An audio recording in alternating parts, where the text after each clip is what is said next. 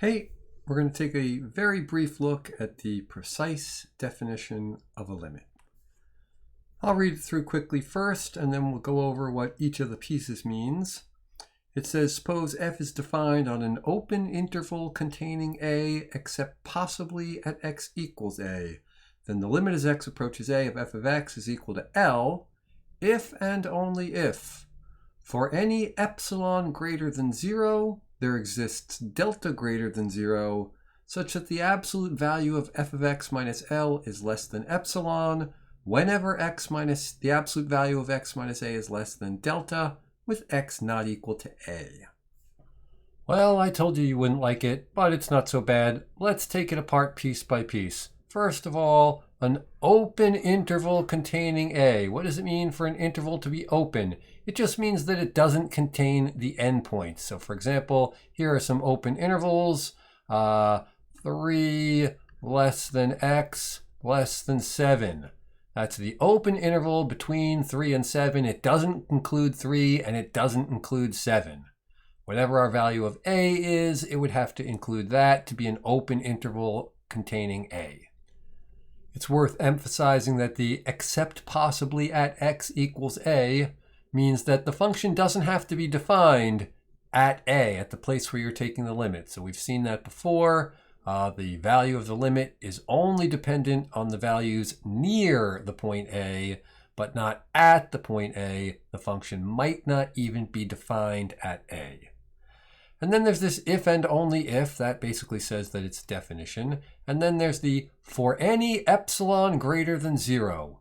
Well, that means that epsilon is some positive number. We usually think of it as a small positive number, like 1/1,000,000,000th, 1/1,000,000,000,000th, 1 over a trillion to the trillionth power to the trillionth power. Any arbitrary small positive number.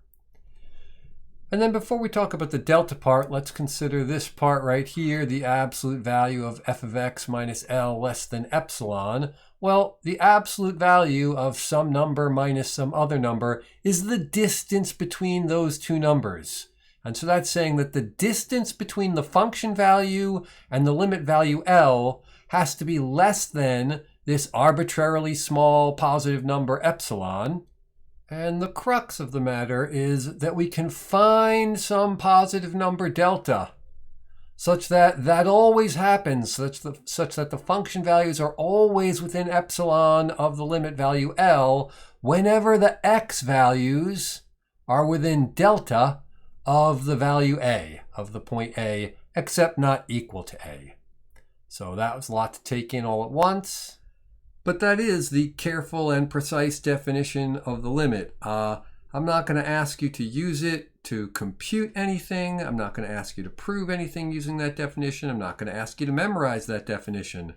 What I really want is for you to have the feeling to understand that limits are firmly based in careful mathematics.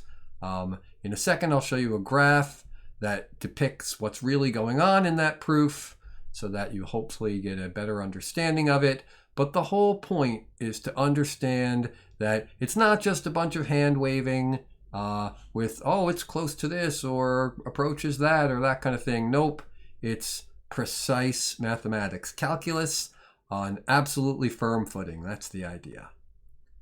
Let's look at this picture. It shows a function, we'll call it f.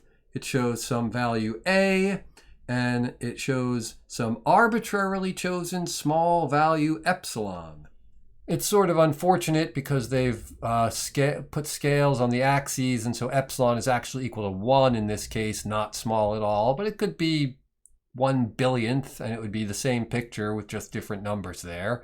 And the idea is you choose that value epsilon, some positive number epsilon arbitrarily, and then there ought to be, if the limit really exists, if the limit as x approaches a is really equal to this value L right here, where a is this value right here, epsilon, this distance right here, then you ought to be able to find some value delta such that whenever x is within delta of a, so in this area right here, in this interval right here, then the function values, if you pick some x value here, you get some function value up here, which is certainly within epsilon of L. And take any function value, any x value within delta of A, and you always get a function value within epsilon of L. And that's the idea of the limit as x approaching A being equal to L.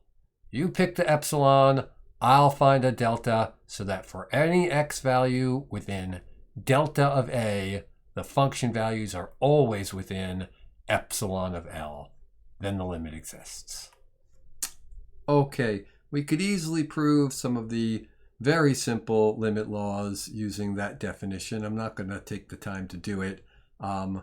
I have posted in Blackboard a proof of the first limit law that says that the limit of the sum is the sum of the limits.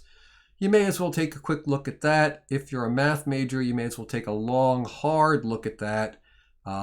It's a careful proof. None of it is hard. On the other hand, it's a proof. None of it is easy, meaning every sentence will require you to think. But it won't require you to think, harder than you can. You'll be able to understand every sentence if you try, but you won't be able to understand them without trying. That's the beauty of real mathematics. So take a look at the proof of the first limit law with whatever degree of effort you care to put into it. It's there so that you understand what's going on. You will construct proofs like that yourself if you ever get to a real analysis class. That's a senior level class here, and you'll only take it if you're a math major. So, okay. The takeaway: calculus on firm footing, limits precisely defined, and then we will go back to just coming up with ways to compute them algebraically and other tricks that we're going to come up with soon. All right. See you soon. Bye.